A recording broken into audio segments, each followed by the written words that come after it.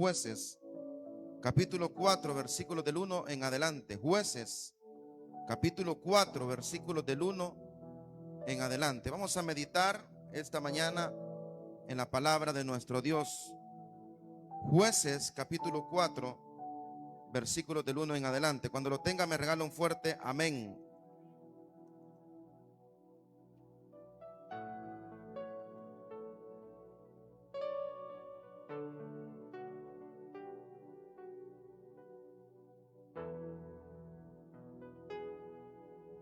Gracias por ponerse en pie, hermanos. Es costumbre al momento de leer la palabra ponernos en pie.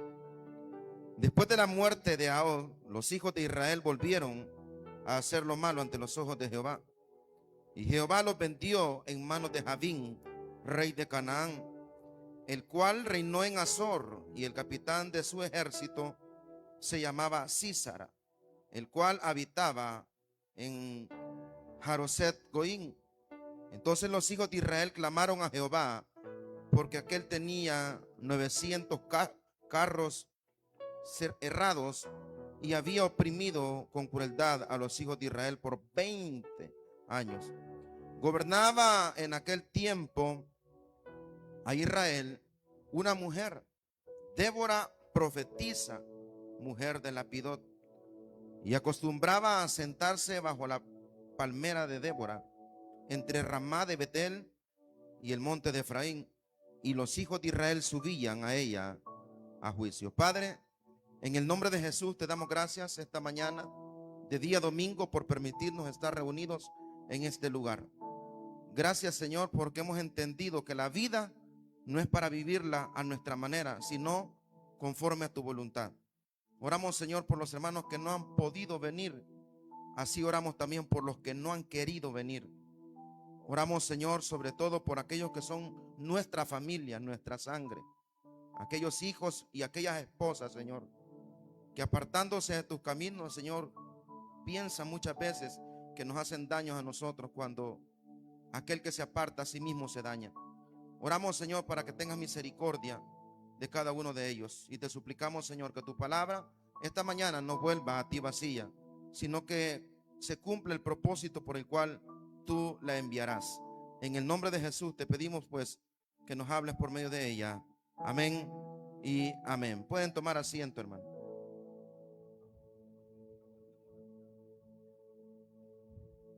Bueno, buenos días a todos, que el Señor les bendiga.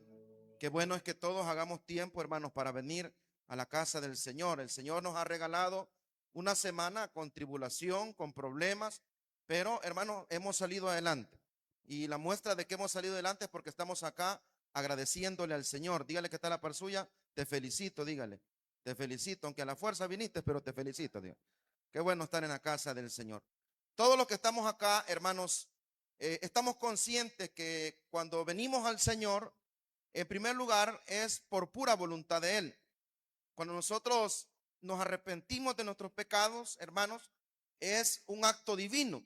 El arrepentimiento no es un acto humano, sino que es un acto divino. ¿Cómo así, pastor? Si yo fui el que me arrepentí, yo fui el que dije que iba a recibir a Cristo, si yo fui el que dijo que iba a ir a la iglesia. No, hermano, usted no fue. Usted fue tocado por el Espíritu Santo, y a través del el llamamiento del Espíritu Santo a su vida fue que usted respondió a ese llamado. Y digo esto, hermanos, porque si de algo tenemos que estar conscientes, es que lo que nos permite ser hijos de Dios es Dios mismo. La Biblia siempre llama el ser hijos de Dios como un regalo. Allá en Juan capítulo 3, versículo 1, el apóstol Juan dice en sus epístolas generales: mirad cuál amor nos ha dado al Padre para que seamos llamados hijos de Dios. Y en el Evangelio, según Juan capítulo 1, versículos del 12 en adelante, dice que nosotros somos hijos de Dios no por voluntad de carne o voluntad de varón, sino por la misericordia de nuestro Dios. Entonces, el arrepentimiento es un acto divino, ¿sí? En el cual Dios, en su amor y en su misericordia, nos llama a nosotros a arrepentirnos a través del Espíritu Santo. Él pone en nosotros el querer como el hacer por su soberana voluntad. Cuando usted y yo, hermanos, respondemos al llamado de Dios por medio del Espíritu Santo, y nos arrepentimos, fíjese bien, comienzan a suceder una serie de situaciones en nuestra vida espiritual. Lo primero que acontece en nuestra vida cuando nosotros nos arrepentimos de nuestros pecados y reconocemos a Cristo como el Señor y Salvador de nuestras vidas, hermano, lo que sucede es que la presencia de Dios viene a nuestra vida. En Efesios capítulo 1, versículo 13, si gusta, hermanos, póngalo y leámoslo todos juntos. Efesios capítulo 1, versículo 13, dice la palabra de Dios: en él también vosotros, habiendo oído la palabra de verdad, el evangelio de vuestra salvación, ¿y qué más dice, hermanos? Y habiendo creído en él, ¿qué pasó, hermano? Fuiste sellado con el Espíritu Santo de la promesa. Entonces, lo primero que sucede en nuestra vida espiritual cuando nosotros obedecemos a la voz de Dios por medio del Espíritu Santo es que somos sellados con el Espíritu Santo de la promesa. En otras palabras, Cristo viene a nuestra vida. La presencia de Dios viene en nuestra vida por medio de la persona del Espíritu Santo. Aquel vaso, hermanos, en términos espirituales, comienza a llenarse de la presencia de Dios. Ahora bien, cuando usted le entrega su vida al Señor, reconociéndolo como su Salvador, hermano, el vaso o su vida espiritual, el Señor la llena hasta cierta cantidad, si lo podemos ver así o mencionar así. Pero a medida que usted busca de la presencia de Dios, usted se va llenando del Espíritu Santo. Siempre en Efesios dice que no nos tenemos que embriagar con vino, porque en el vino hay disolución. Antes bien, tenemos que ser llenos del Espíritu. Tenemos que ser llenos del Espíritu Santo. Entonces, eso quiere decir que a medida como yo voy entrando en comunión con Dios, a medida que voy orando más, leyendo más, congregándome más, la presencia de Dios en nuestra vida y nuestra comunión con Él va mejorando. Y para que entendamos ese texto, cuando dice que tenemos que ser llenos del Espíritu, hermano, eso quiere decir que a medida que yo me entrego al Señor, vamos siendo llenos del conocimiento de su palabra, estamos siendo llenos de su presencia y estamos siendo llenos, hermano, de su conocimiento. Ahora bien, la presencia de Dios en la vida del ser humano provoca muchas cosas. La presencia de Dios en la vida del ser humano trae grandes bendiciones. Usted no me va a negar, hermano, que cuando usted le entregó su vida al Señor, su vida cambió. Y hablo con aquellos que han tenido un encuentro real con el Señor, aquellos que realmente consideran que la presencia de Dios está en su vida. Hermano, la presencia de Dios en nuestra vida causa grandes cosas, grandes maravillas. Primero, hermano, la presencia de Dios en nuestra vida nos da la plena seguridad que somos hijos de Dios, que nuestro nombre está inscrito en el libro de la vida y que nosotros somos posesión de Cristo. Por lo tanto, Satanás no tiene parte en nuestra vida, porque es más poderoso el que está en nosotros que el que está fuera de nosotros. Mire qué maravilloso, hermano. Por eso es que muchas veces cuando la gente dice, ¿verdad? Mire, hermano, vengo a orar por mi familiar. Fíjese que él le entregó su vida al Señor hace tantos años, pero ahora un demonio lo ha poseído. Hermano, eso es imposible. Por eso es que también es imposible, o quizás no imposible, sino que también es no tanto sensato ir a orar por un endemoniado. Porque el que está endemoniado, hermano, es porque él le permitió a Satanás que habitara en su vida. Él encontró la casa sola. Mire qué importante es entregarle nuestra vida al Señor. Mientras usted no le entrega su vida al Señor, su casa está sola. Dígale que está la suya, tu casa está sola. Y usted le contesta, la tuya, dígale, porque no creo que esté desocupada su vida, hermano. ¿Nuestra vida está ocupada por la presencia de Dios? Ok. Entonces, pero cuando la casa está desocupada, cuando en la persona no habita la presencia de Dios, el demonio puede poseerla con toda libertad y sin ningún problema. Entonces, vea qué bendición es que la presencia de Dios habite en nuestra vida. Somos propiedad de Él, somos pertenencia de Él, somos comprados por Él, somos hijos de Él y no nos espera ninguna condenación. Pues gracias al sacrificio y a la resurrección de Cristo hemos pasado de muerte a vida. Esa vida Cristo nos la dio cuando resucitó por nuestros pecados. Por eso esta mañana nos reunimos y le damos gloria a Él, porque Él habita en nosotros y Él está en medio de nosotros, recibiendo nuestra adoración, recibiendo nuestra ofrenda y nosotros experimentando que verdaderamente Él está en este lugar. Y por eso esta mañana le damos gloria y honra al Rey que vive por los siglos de los siglos, hermano. Pero ahora bien, la presencia de Dios no solo te da seguridad, no solamente te da salvación, no solamente te da el regalo de ser hijo de Él, sino que juntamente con la presencia del Señor en nuestra vida vienen grandes bendiciones, hermano. Experimentamos y disfrutamos de grandes privilegios. Para que me entienda mejor, hermano, lo que le estoy diciendo, pongamos el ejemplo de los judíos. ¿Sabe, hermanos, que la presencia de Dios habitaba en medio del pueblo de Israel a través de un instrumento que se llama el arca del pacto? Diga conmigo, el arca del pacto. El arca del pacto, hermanos, era el lugar donde habitaba la presencia de Dios.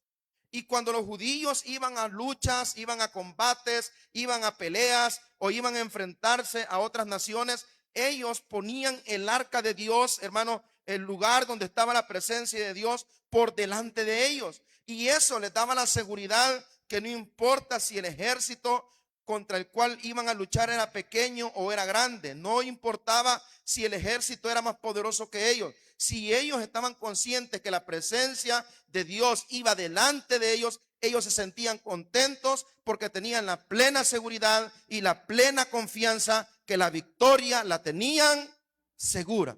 Diga conmigo, segura. La victoria la tenían segura.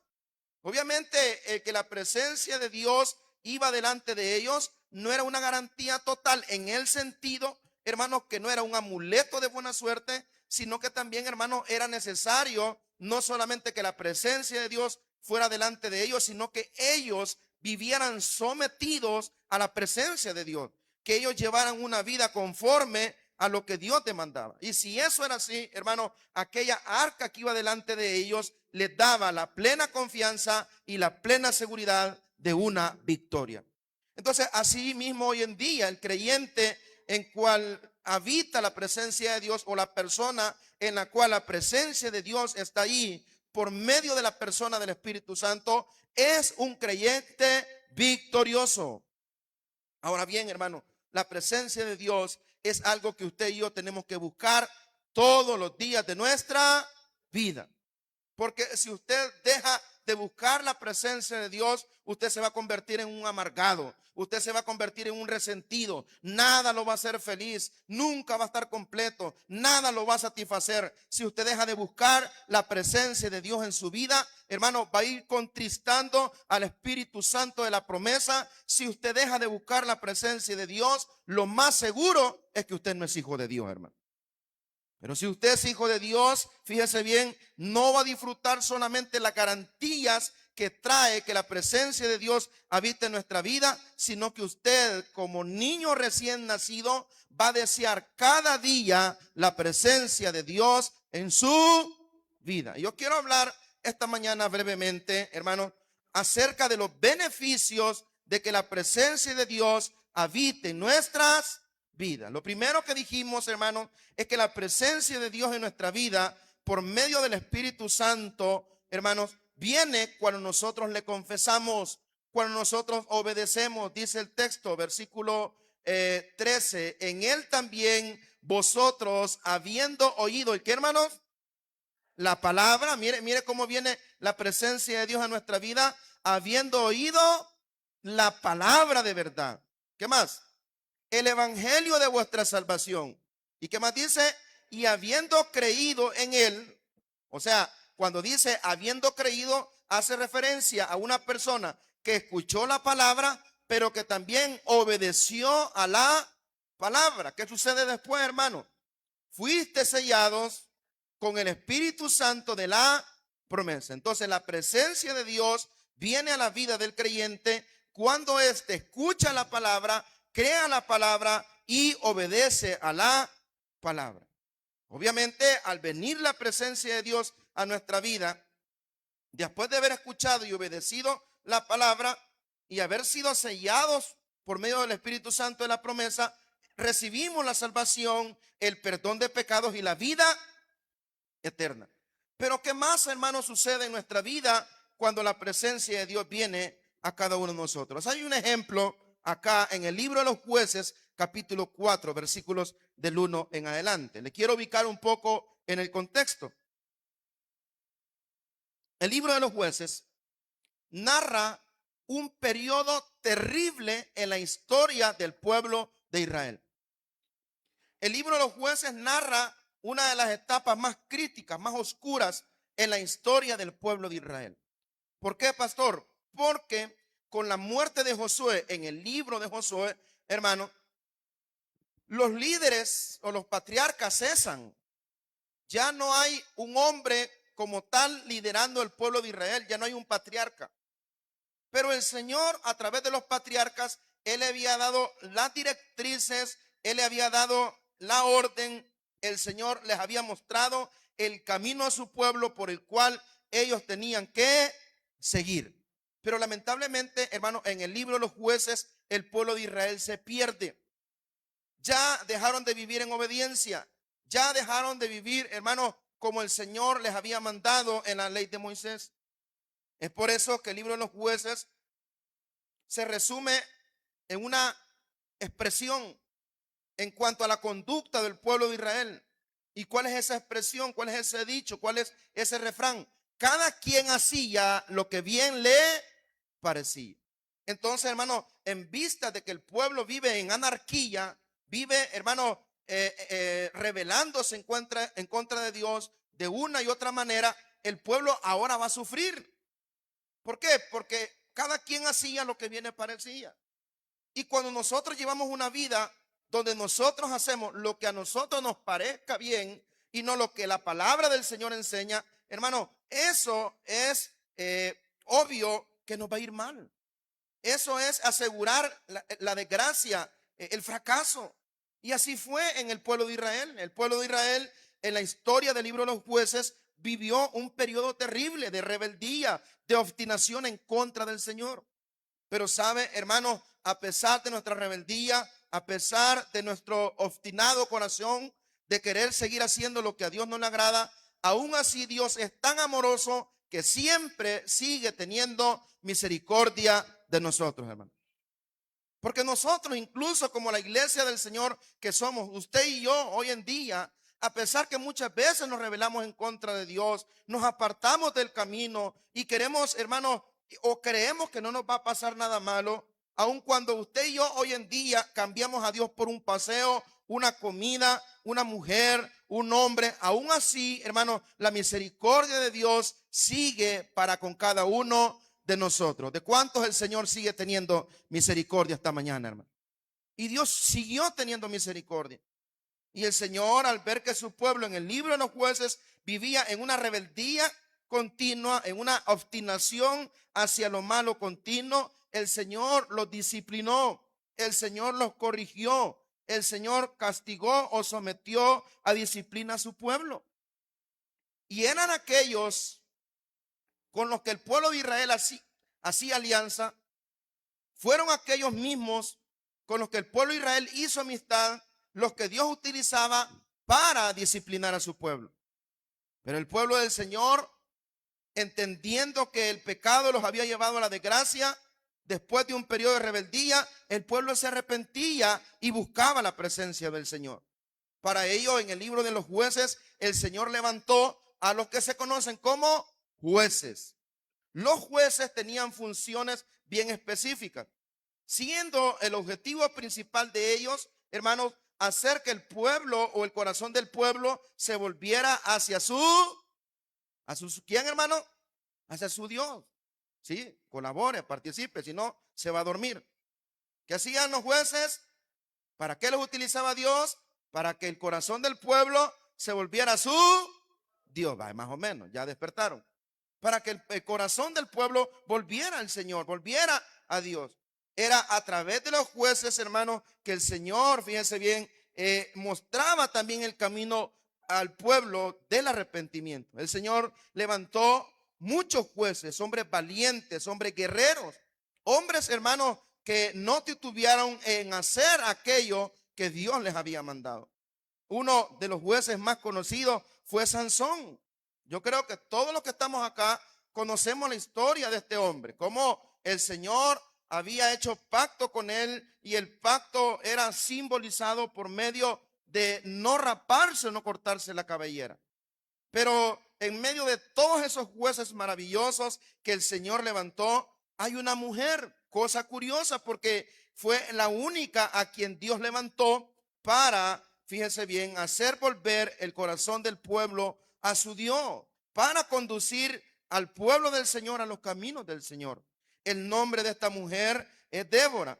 Y esta mujer, hermanos, nos enseña algo maravilloso en cuanto a la presencia de Dios en la vida de una persona. La historia inicia en el capítulo 4, versículos del 1 en adelante, contándonos quién era esta mujer y cuál era el contexto en el cual el pueblo de Israel estaba viviendo. A ver, ayúdenme ustedes, versículo 1, ¿cómo dice?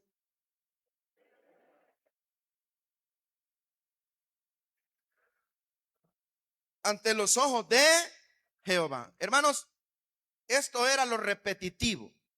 Quizás después de la muerte de un juez, el pueblo de Israel, aunque vivía en sometimiento en el periodo del juez, pero quizás al morir el juez, hermano, el pueblo volvía a hacer lo mismo.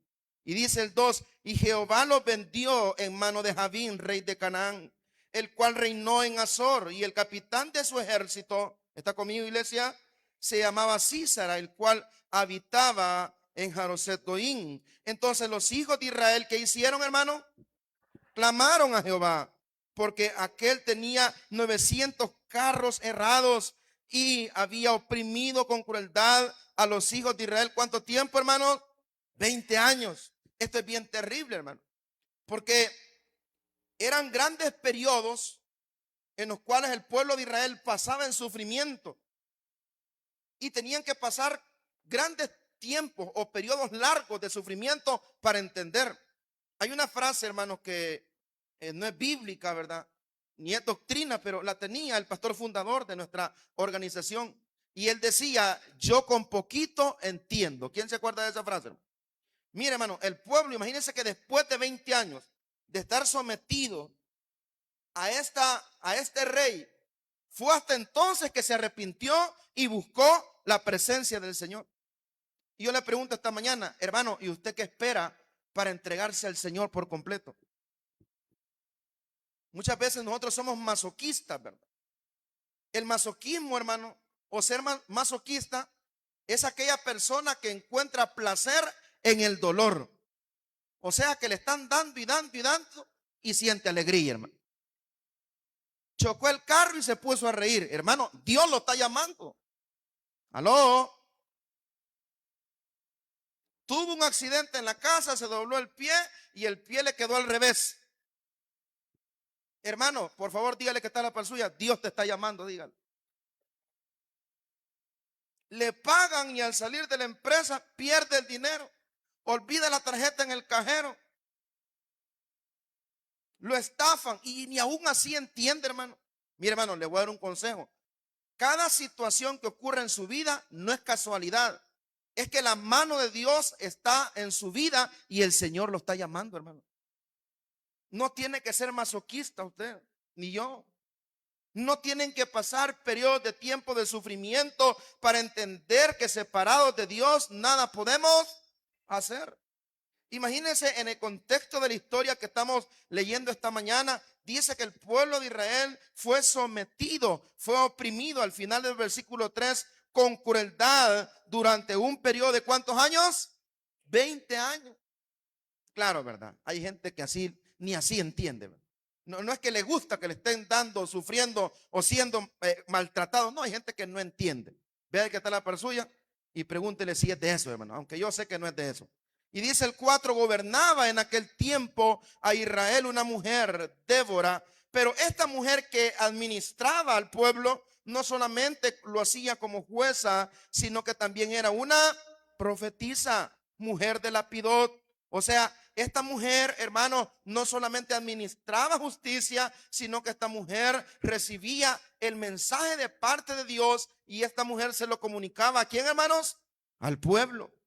Entonces dice la palabra en el versículo 5 que acostumbraba a sentarse bajo la palmera de Débora en Ramá de Betel, en el monte de Efraín.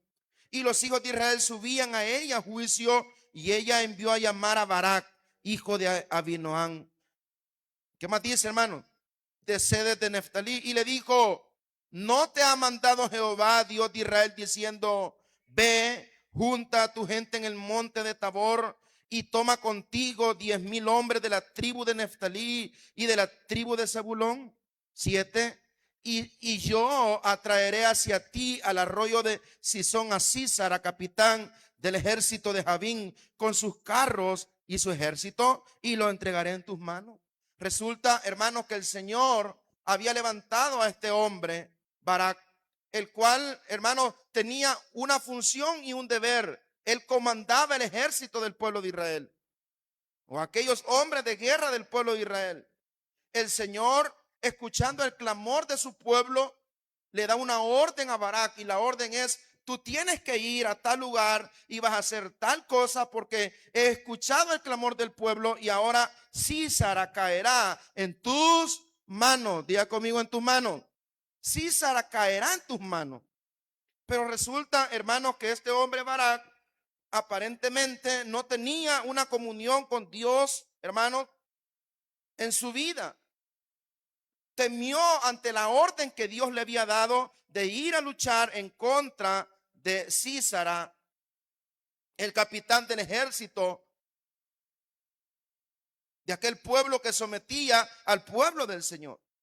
Y resulta, hermanos, que Débora le recuerda y le dice: oye, Barak, el Señor te dio una orden, el Señor te ha mandado a que vayas, no a luchar ni siquiera a luchar, pues porque ya el Señor había establecido, habiendo escuchado el clamor de su pueblo, el arrepentimiento de su pueblo, el Señor había establecido que iba a destruir, fíjese bien, a Císara, a su ejército y a aquel reino que estaba haciendo sufrir al pueblo de Dios.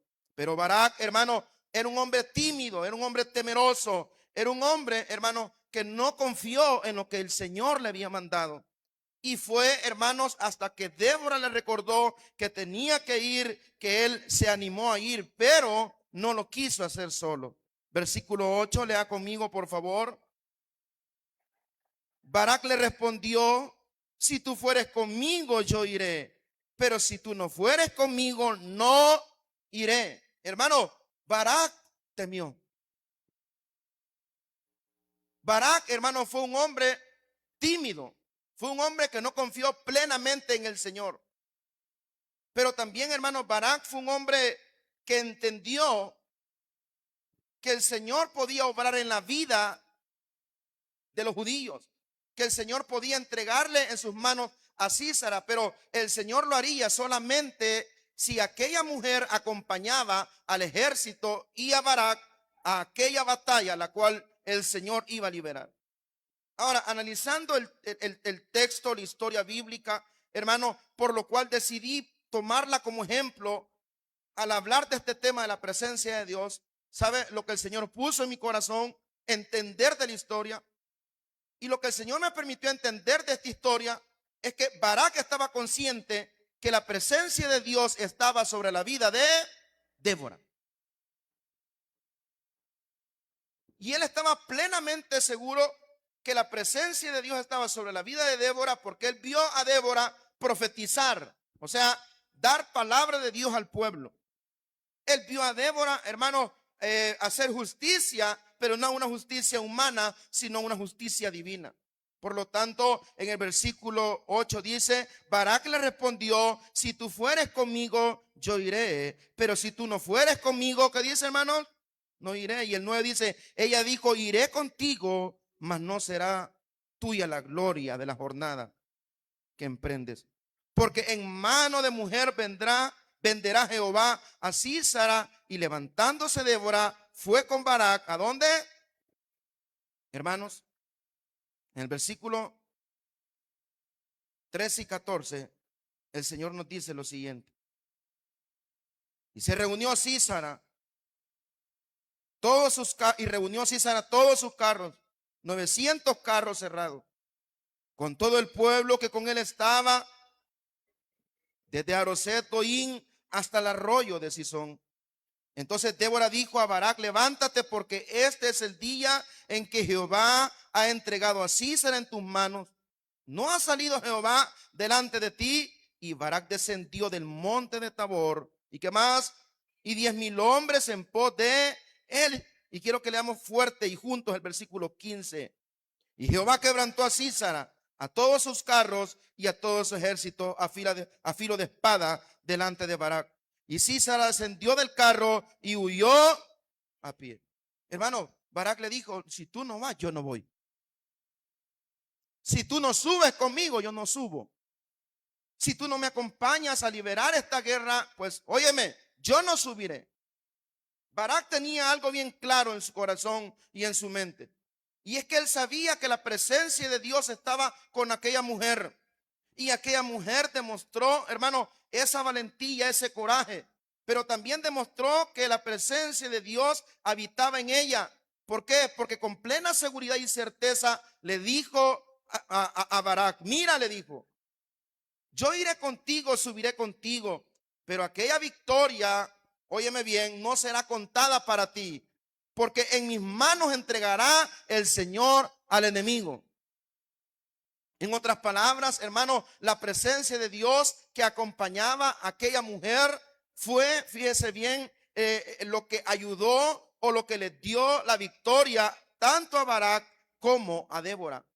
Que la presencia de Dios fuera en aquella mujer, hermano, o con aquella mujer, fíjese bien, fue lo que resultó en victoria, lo que resultó en derrota a Sísara y a su ejército. ¿Por qué? Porque así como la presencia de Dios iba con aquella mujer, la cual permitió que sus enemigos o los enemigos del pueblo del Señor fueran sometidos, así hoy en día, hermano, aquel hombre, aquella mujer que tiene la presencia de Dios en su vida y se esfuerza por tener la presencia de Dios en su vida todos los días, no hay batalla, no hay dificultad que en el nombre de nuestro Señor Jesucristo no podamos vencer.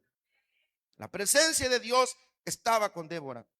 Barak reconoció que esta mujer tenía algo especial, que esta mujer, hermano, tenía algo que la hacía una mujer de fe, una mujer valiente, una mujer guerrera.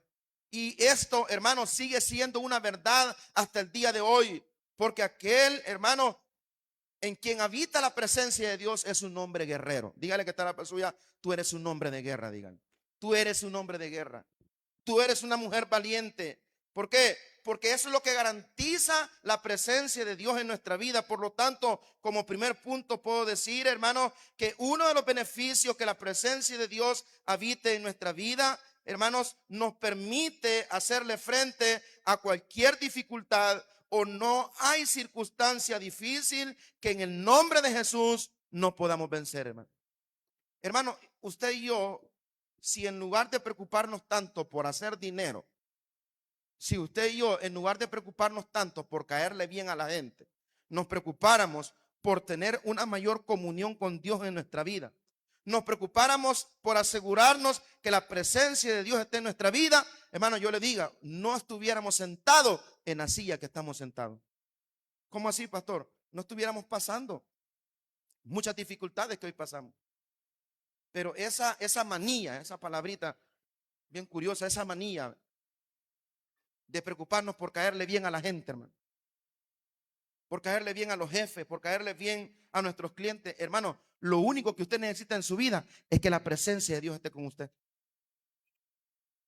Barak, consciente que aunque era una mujer, y hermano, el judío, quiero decirle que discriminaba a la mujer. Para el judío la mujer no valía nada. No podían acercarse, por ejemplo, a los maestros de la ley. La mujer comía primero, servía todo y luego comía ella. La mujer caminaba a cierta distancia del marido. Pero ¿por qué, si la cultura judía a través de la historia, fíjese bien, ha tenido en esta posición a la mujer? Entonces, ¿por qué Barak ahora le dice: si tú no vas, yo no voy? Porque Barak entendió que la presencia de Dios estaba con ella. ¿Sí me está entendiendo, hermano? ¿Y sabe qué pasa con la presencia de Dios en nuestra vida?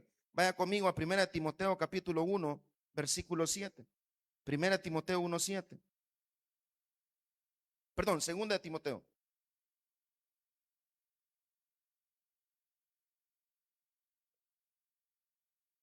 ¿Qué dice el texto, hermano? Esto hace la presencia de Dios en nuestra vida. Mire, dice el texto, porque no nos ha dado Dios, no se oye, hermano, porque no nos ha dado Dios espíritu de cobardía, sino de poder, de amor y de dominio propio. ¿Qué habitaba en la vida de esta mujer? La presencia de Dios. El espíritu de Dios estaba sobre Débora. Por eso no fue una mujer tímida, por eso no fue una mujer cobarde, por eso, hermanos, le hizo frente en ir con Barak y luchar contra aquel ejército. ¿Y sabe qué hizo Dios? Dios le dio la victoria. Diga conmigo, Dios le dio la victoria.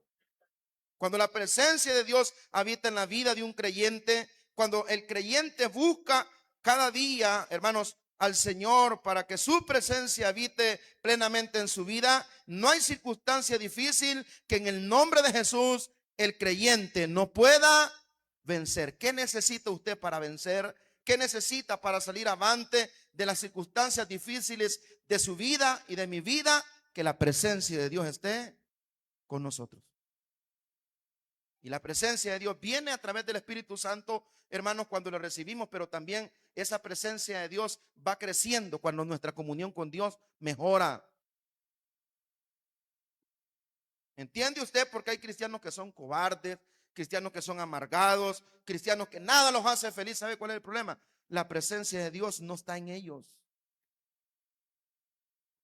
Y si está, hermano, me preguntaría yo, ¿en qué dimensión está la presencia de Dios en su vida?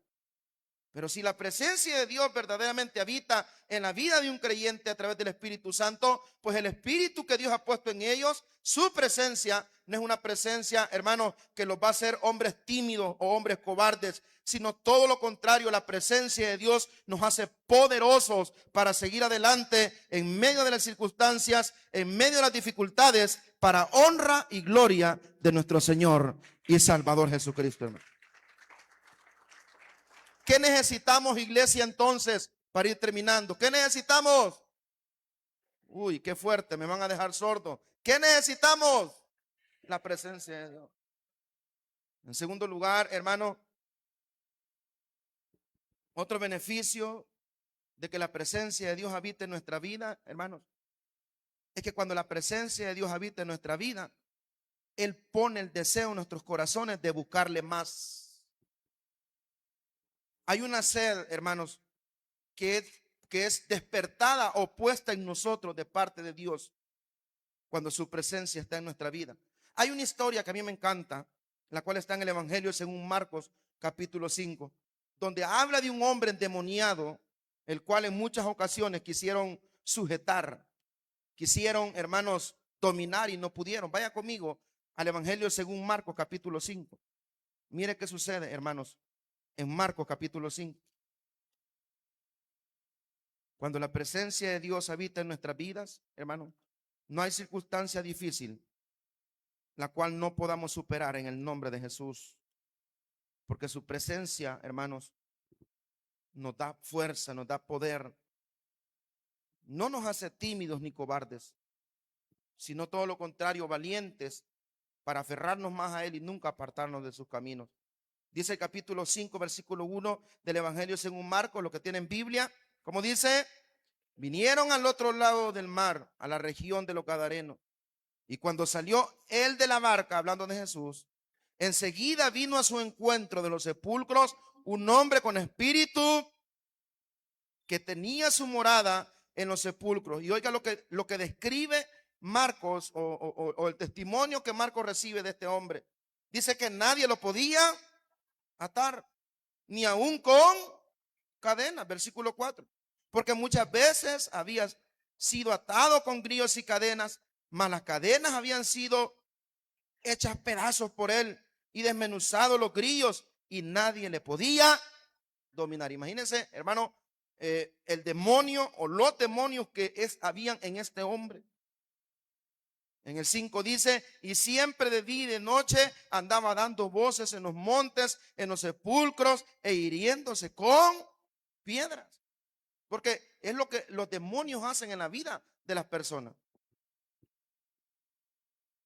Los impulsan a dañarse, los impulsan a flagelarse y si es posible hasta quitarse la vida para que sus almas sean condenadas al infierno.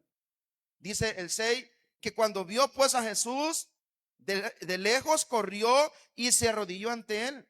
Y clamando a gran voz dijo: ¿qué tienes conmigo, Jesús, hijo de David? Dios del Altísimo, te conjuro por Dios que no me atormente. Porque le decía: sal de este hombre, espíritu. Y el 9 dice, y le preguntó: ¿cómo te llamas? Y respondió diciendo: Legión me llamo, porque somos muchos. O sea, imagínense por un momento a este joven. ¿Cómo cree que era? Un hombre a quien todo el mundo le temía.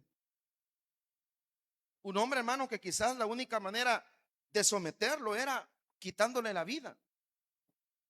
Porque habían intentado a través de muchas estrategias de amarrarlo o que estuviera en juicio.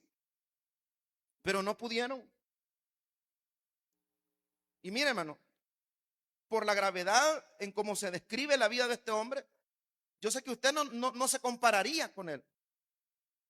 Quizás ni en su peor etapa de mundano se compararía con este hombre. Pero déjeme decirle, hermano, que así como estaba este hombre, estábamos muchos de nosotros sin Cristo en nuestro corazón. Muchos, hermanos, estábamos como este hombre, intentando dejar un vicio, intentando ser hombres fieles, intentando ser buenos seres humanos, pero no se pudo. Y fue hasta que Cristo vino a nuestra vida que todo cambió y todo fue transformado por el poder del Espíritu Santo. Amén, iglesia. Fue hasta que Él vino a nuestra vida.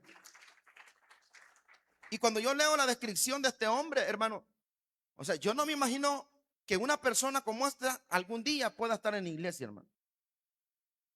Porque quizás de muchos de los que están acá así decían: no, hombre, el día que vos vayas a la iglesia, se va a quemar la iglesia, va a agarrar fuego.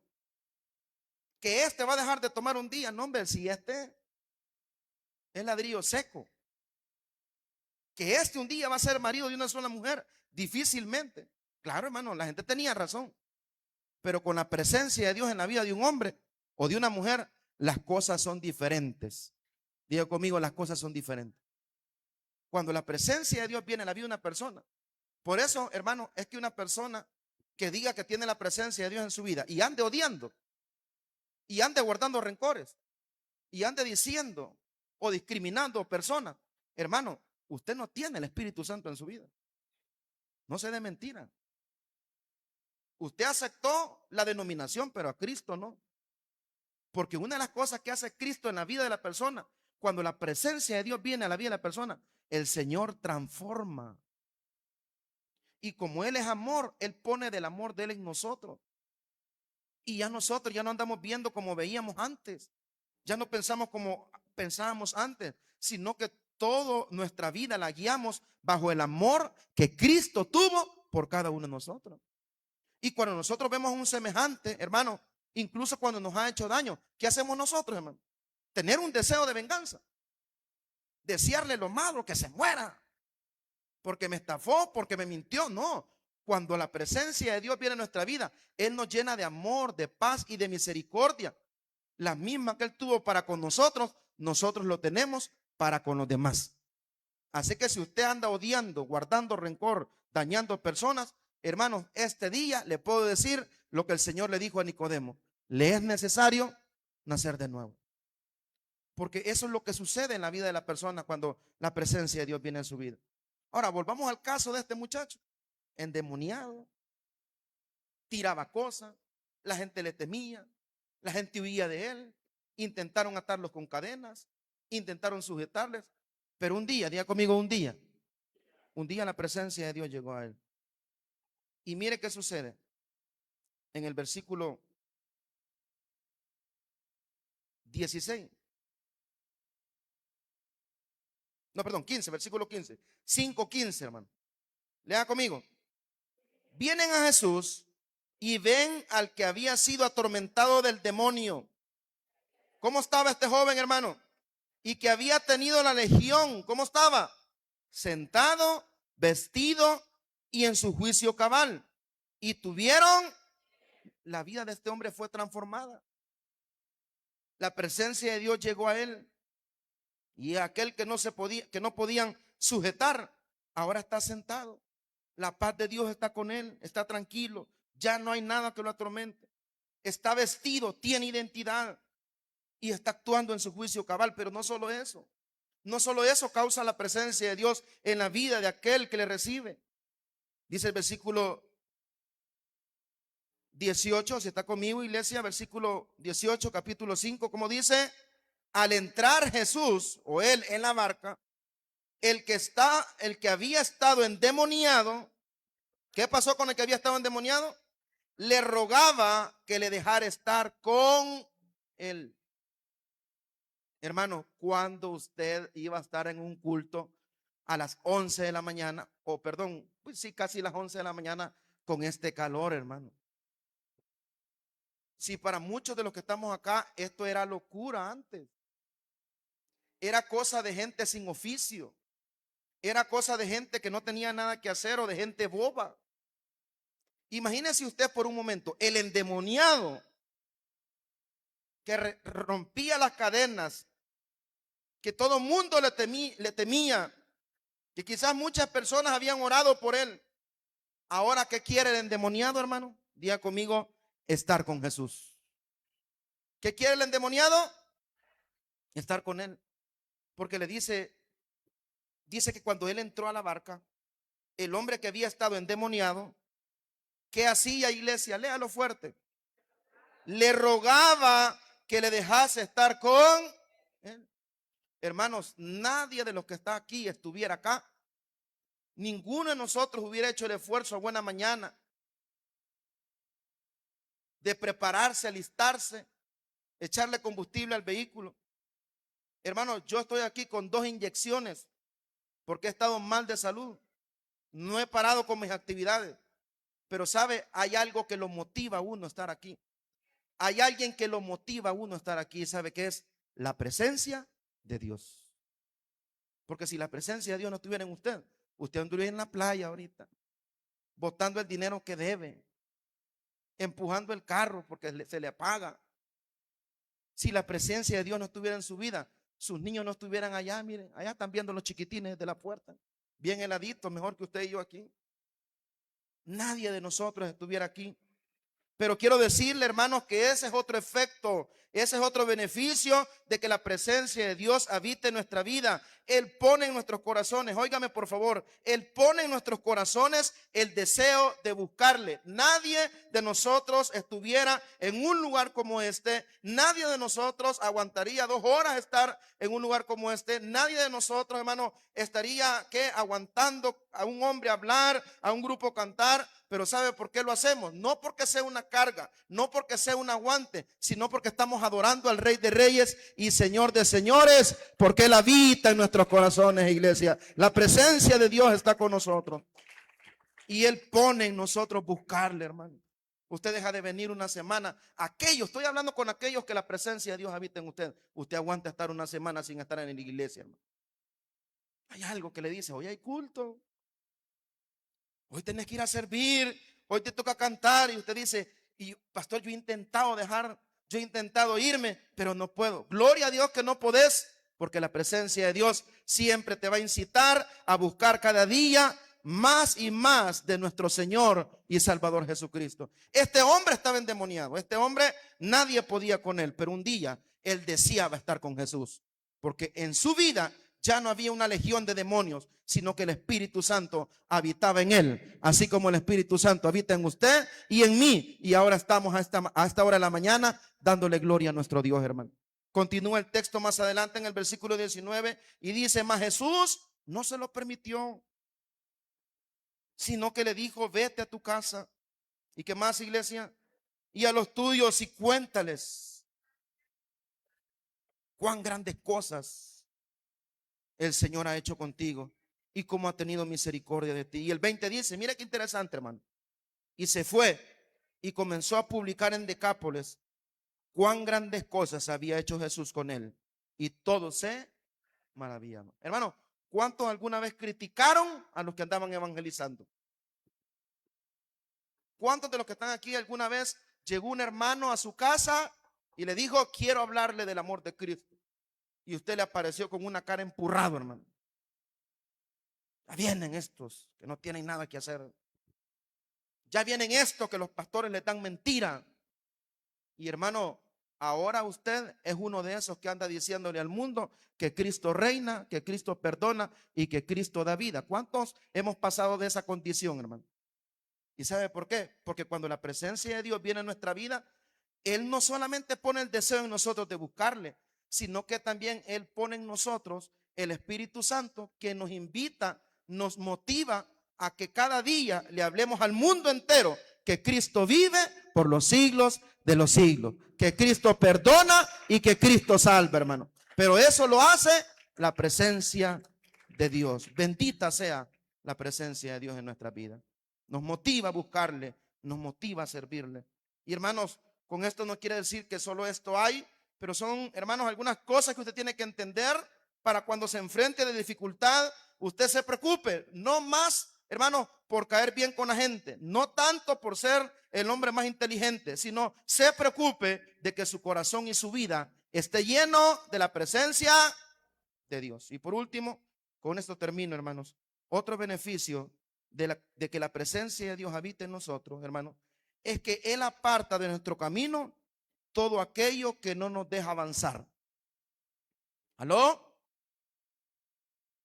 Cuando la presencia de Dios habita en nuestra vida, Él aparta, Él quita del camino todo aquello que nos estorba para seguir adelante, hermano. Hay una enfermedad. ¿Quién sana nuestras enfermedades, hermano? Hay un conflicto en el hogar. ¿Quién es el que viene a hacer la obra, hermano? Cuando tú y yo nos sentimos así débiles, nos sentimos tristes, nos sentimos desanimados, ¿quién nos da nuevas fuerzas, hermano? Dios. Pero para que el Señor pueda hacer eso en tu vida, la presencia de Dios tiene que habitar en ti. Dígale que está la persona, tiene que habitar en ti la presencia de Dios. Él va a apartar todo el camino para que tú continúes adelante.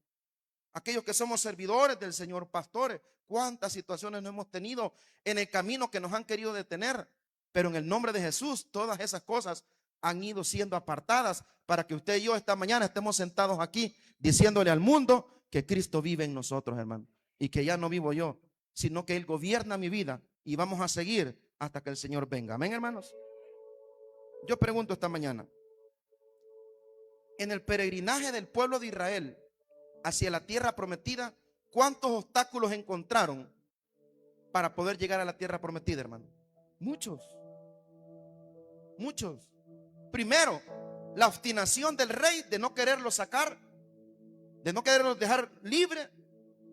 La obstinación del rey de Egipto de no quererlos soltar. ¿Y quién, hermano, quién abrió el camino para que el rey de Egipto dijera que se fueran? ¿Quién abrió el camino, hermano? Dios. ¿A través de qué? A través de las plagas. Cuando el pueblo de Israel llegó enfrente del Mar Rojo y del otro lado una piedra, los cuales cerraban el camino para que el pueblo de Dios avanzara, ¿quién abrió el Mar Rojo, hermano? Cuando Josué llegó al río Jordán, ¿quién abrió el río, hermanos, para que el pueblo del Señor pasara hacia la tierra prometida? Hermano, ¿quién te ha sanado cuando has estado enfermo? ¿Quién te ha ayudado a salir adelante cuando ha habido crisis económica? ¿Quién ha venido a restaurar tu familia cuando has pensado que ya todo está perdido? Dios. Pero lo único que Dios quiere es que tú tengas su presencia en su vida. Hay un salmo maravilloso, hermano, que habla acerca de lo que yo estoy explicando esta mañana. Y brevemente, vaya conmigo al Salmo capítulo 104.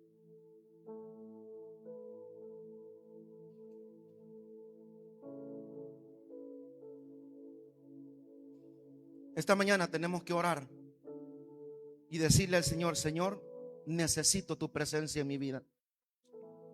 Dice el Salmo 104, y con esto terminamos la enseñanza de esta mañana. ¿Lo tiene, iglesia?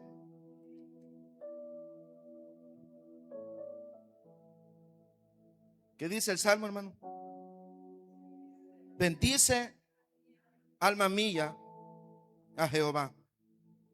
Jehová, Dios mío, mucho te has engrandecido, te has vestido de gloria y de magnificencia.